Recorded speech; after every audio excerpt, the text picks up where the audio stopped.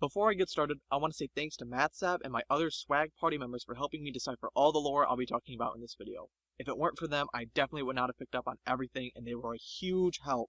Anyway, let's just jump into the video. The Garden of Assemblage is one of the best areas in Kingdom Hearts 2 Final Mix by far. Not only was it preceded by the toughest combat and platforming challenges in the game, it also proved to be quite a challenge for many players. The garden itself is home to the Data Organization 13 fights, where the player can fight harder versions of the organization members, accumulating in one of the best collections of boss fights in the game.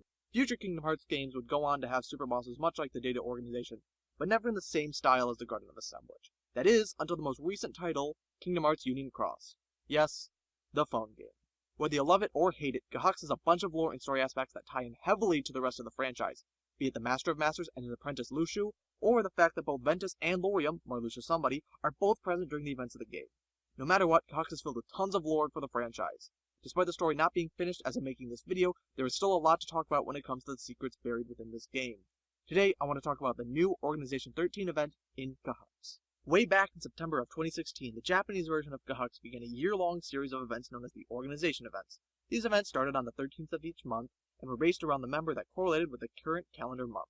For instance, the first Japanese event was in September and featured Demyx, while the first one in the global version would be in November with Marluxia. When both versions had gotten back to their original month they started on, the Roxas event would begin, except in Global's case, which waited a month, but then immediately following the Roxas event would be the Xion event.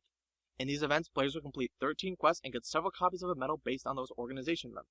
Now, in the grand scheme of things, these events did not add to any of their characters or the overall story, but what did was the latest version of these events. In March of 2018, the Japanese version would be greeted with the newest iteration of the Organization 13 event. The players would still complete 13 quests, however this time, they would be rewarded with jewels and trait medals based on the new Organization medals that are pullable at the same time the event is running. Instead of these quests just being related to the Organization members, the quests themselves were actually fights against the Organization 13 members. But how could this happen in KHUx? The Organization members are not around until Birth by Sleep and 358 over 2 days. Well, this question is answered in their death animation. Upon defeat, the Organization members fade into code just like in the Garden of Assemblage in Kingdom Hearts 2. So, these Organization 13 fights are in fact data fights. That itself is cool enough, but what's even more amazing is the room these quests take place in. Seeing as all the images of this room were very low quality, I took it upon myself to take tons of screenshots and piece them together to get a much higher quality image of the room. And this is what it looks like. Sadly, KHUx does not have a way to turn off the HUD, so the edges are a little messy, but I did my best to clean it up as much as I could. Also, in doing this, I learned that the KHUx camera is a cruel mistress and can change the sizes of certain objects depending on where and how the player is positioned, so to any Hawkeye viewers who may notice any wonky areas, that's why, and I did try my best to fix them, but some fixes just led to more problems popping up. Either way, it still gives us a great view of the room. As you can see, the room contains 14 doors, 6 on the lower level and 8 on the upper level. You can also see that there is a portal in front of the 4th door.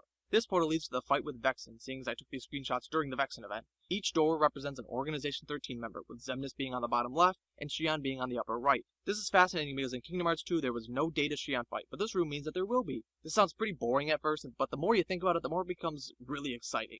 In the Kingdom Hearts games, no one knew who Xion was after the events of 358 over 2 days. But her having a door here means that someone does in fact remember her. And that someone, I believe, is none other than the Master of Masters. The Master of Masters is nothing short of a god thanks to his gazing eye, originally placed on Luxu's Keyblade No Name. It would be passed down so that the Master of Masters could see into the future and use the knowledge he gained to write the Book of Prophecies. Thanks to this power, he is able to know of all of the Organization 13 members, including Xion.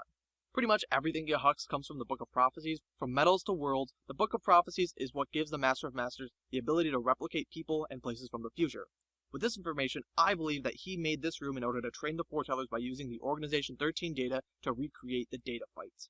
But the symbolism in this room is not exclusive to just Organization 13. The Master seems to understand the concept of balance, because on the opposite side of the room, from the 14 doors, are 7 tables, each with a candle on them that line the wall. These tables are clearly representing the 7 Guardians of Light, the counterpart to Organization 13. What confuses me are the 2 tables next to the 7 Guardians of Light.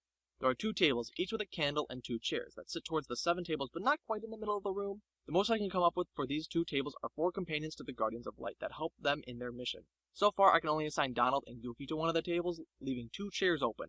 These 2 chairs could be anyone, and it all depends on who is and who is not a Guardian of Light. If any of you have any idea on who they could be, feel free to theorize in the comments below, and maybe I'll do a follow-up video on ideas as to what those 2 tables could mean. The next symbolic piece of the room that needs to be addressed is the 5 suitcases on the right side of the room. These suitcases are what led me to believe this room was made for the foretellers, seeing as in 2.8 suitcases, or boxes at least, became a big mystery, It seems that Nomura is continuing with this trend by having more show up. I had tried to match each suitcase up with a foreteller, but the colors did not match up with either the foretellers or the 5 new leaders that take over after the Keyblade War. So really, it's up in the air as to who these suitcases represent, but I'm leaning towards the foretellers rather than the dandelion leaders.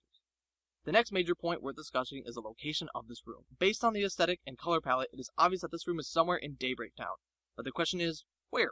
Initially, me and my party members were theorizing that this room was located somewhere in the Clock Tower. However, the Japanese version of the game got an exclusive Halloween event which features some cutscenes of the player and his or her friends inside the room. In these cutscenes, we get to see what is behind the doors and a clue as to where this room is. Behind the doors is just darkness, which makes sense seeing as they symbolize Organization 13, but the biggest bombshell comes from one of the player's friends, Mog. The reason that everyone is in the house is because Mog lured them in hoping to play a prank on them. In the initial cutscene of the characters exploring the room, one of the friends refers to it as a house. This statement definitely proves that this room is not in the Clock Tower in 2 ways. 1, it blatantly says it's a house, and 2, of the friend group, only the player has ever been in the Clock Tower, so it's not possible for this room to be located in the Clock Tower, seeing as the farthest any of the player's friends has made it into the Clock Tower is in the sewers of Daybreak Town. Also, before moving on, in another cutscene we see Mog coming out from behind a door near the suitcases. All this shows us that there is more to this building, seeing as this room is connected to separate rooms based on 2 entrances, so clearly there's a lot more to this building than can be explored, and hopefully we will get to see more of it in the future. On a side note, I came across a fun little Easter egg when figuring out this last bit. So far there are only 13 characters who have been inside the Foreteller's chamber. The 5 Foretellers, the 5 Dandelion leaders, the Master of Masters, Lushu, and the player. I don't really see any deeper meaning to that, but it's a fun little secret. Now there's one last thing worth talking about, the elephant in the room, the centerpiece. As you can see, there is a globe in the center of the room with a light inside of it. This is where things get really interesting, as some of my party members brought up the similar globe in the Kingdom Hearts 3 trailer from E3 2015. Both globes are very similar, besides what is in the center of them. Based on this, I think it is safe to assume that these 2 rooms are either in the same building, or that the 2 buildings these rooms are in are related in some way. Personally, I think that Lushu is Ericus and Xehanort's master, and that these 2 rooms are in the same building owned by Lushu. Who knows, I could be wrong, or I could be right, we'll just have to wait and see. Originally, this was going to be where I stopped, but as I was finishing up making this video, the 2.6.0 update launched in KHUx, which featured player versus player matches in the Coliseum. Originally, I did not think this was a big deal, but when a match ends, your opponent fades into code just like the organization members. This had me thinking that the data organization fights could be the work of the Dandelion leaders. We see in one of the pet cutscenes that the leaders have access to a copy of the Book of Prophecies, so they have access to the same information as the Master of Masters. I still think that these data organization fights were made by the Master of Masters, and maybe the Dandelion leaders are simply opening them up to the public to train the survivors. The leaders could have also borrowed the technology to use in PvP, and that's why we fight data versions of our other players. This is definitely leading me to think that the suitcases belong to the Dandelion leaders, but there's not a substantial amount of proof for either argument, so we'll really have to wait and see if this gets expanded upon in the future. And that's all I can come up with in regards to this room. It goes to show how fascinating this game is despite the hate it gets online. Despite all of this, there's a lot of information left unknown, so feel free to speculate in the comments down below. I'm definitely not done with KHUx, so stay tuned because I have a lot more to talk about with this game, and maybe just a little bit of Birth by Sleep.